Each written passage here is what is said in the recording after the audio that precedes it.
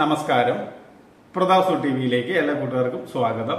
ഇന്ന് നമ്മൾ തയ്യാറാക്കാൻ പോണത് സാമ്പാർ ചീരയും ചുവന്ന ചീരയും കൂടിയിട്ട് ഒരു തോരനുണ്ടോ, അതായത് ഒരു കൂട്ടുതോരൻ. അപ്പൊ അതിനായിട്ട് ഒരു കൈപ്പിടി അളവിൽ സാമ്പാർ ചീര ഇതുപോലെ ചെറുതായി അരിഞ്ഞെടുത്തിട്ടുണ്ട്. അത് ചട്ടിയിലേക്ക് ചേർക്കാം. അതുപോലെ തന്നെ ഒരു കൈപ്പിടി അളവിന് ചുവന്ന ചീരയും ചെറുതായി അരിഞ്ഞെടുത്തിട്ടുണ്ട്. അതും ഇതിനകത്തേക്ക് തന്നെ ചേർക്കാം.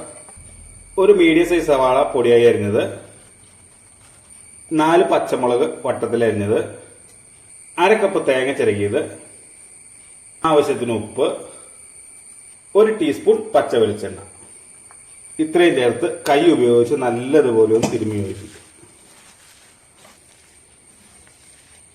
അപ്പൊ ഇതുപോലെ നന്നായി തിരുമ്മി യോജിപ്പിച്ചിട്ടുണ്ട്. ഇനി നമുക്കിത് ഇതുപോലെ ഒന്ന് തട്ടി പൊത്തി വയ്ക്കാം. ഇനി ഇത് അടച്ചു വെച്ച് ചെറുതീയിൽ നല്ലതുപോലെ ഒന്ന് വേവിച്ചെടുക്കാം. അപ്പൊ ഇതുപോലെ നല്ലതുപോലെ ആവി വന്നു കഴിയുമ്പോൾ ഒന്ന് ഇളക്കിയിട്ട് കൊടുക്കുക. ഇടയ്ക്കിടയ്ക്ക് ഇതുപോലെ ഒന്ന് ഇളക്കിയിട്ട് കൊടുക്കണം. ഇല്ലെങ്കിൽ തന്നെ കുഴപ്പമെന്ന് വെച്ചിട്ടുണ്ടെങ്കിൽ ഇത് അടിപിടിക്കും.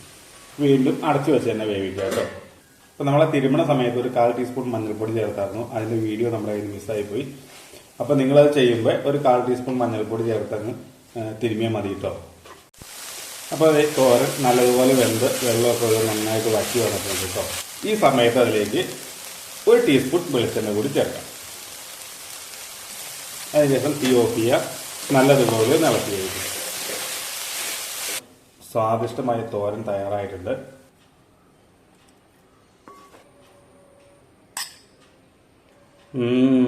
അടിപൊളി സൂപ്പർ. എന്താ ടേസ്റ്റ്! ചോറിൻ്റെ കൂടെ മാത്രമല്ല, കഞ്ഞിയുടെ കൂടെ കഴിക്കാൻ അടിപൊളിയാണ്. പിന്നെ ഇഷ്ടമുള്ളവർക്ക് തന്നെ കഴിക്കാനും അടിപൊളിയാട്ടോ. ഞാനൊക്കെ മിക്കവാറും ഇതുപോലെ തോരനൊക്കെ തയ്യാറാക്കിയിട്ടുണ്ടെങ്കിൽ ഇത് തന്നെ കഴിക്കുകയാണ് പതിവ്. അപ്പോൾ ഇതെല്ലാവരും വീട്ടിലൊന്ന് ട്രൈ ചെയ്ത് നോക്കുക. അപ്പോൾ രുചി എല്ലാവരിലും എത്തട്ടെ.